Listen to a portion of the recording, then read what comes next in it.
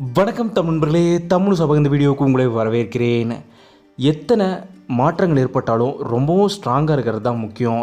அப்படி மகாநதி சீரியல் டீமுமே எப்போவுமே ஸ்ட்ராங்காக டிஆர்பிலையும் சரி ஃபேன் பேஸ்லேயும் சரி இருந்திருக்காங்க.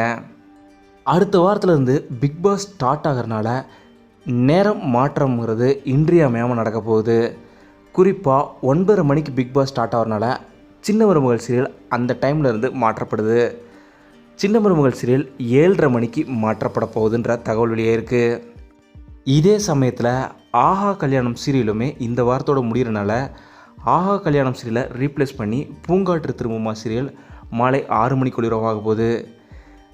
இரவு 7 மணிக்கு ஒளிபரப்பு போயிட்டு இருந்த மகாநதி சீரியலுமே நேரம் மாற்றப்பட போகுதுன்ற தகவல் வெளியே இருக்குது.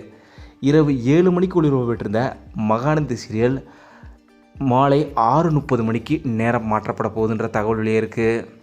இதே போல் இரவு 7 மணிக்கு சிந்து பைரவி சீரியல் நேரம் மாற்றப்பட போகிற தகவல் வெளியே இருக்குது. பிக் பாஸ் வந்தாவே ஒரு சீரியல் முடிகிறதும் 4 சீரியல்கள் நேரம் மாற்றப்படுறதும் எப்போவுமே ஒரு இயல்பான விஷயந்தான். அதே போல் தான் இந்த சமயமும் நடந்திருக்கு.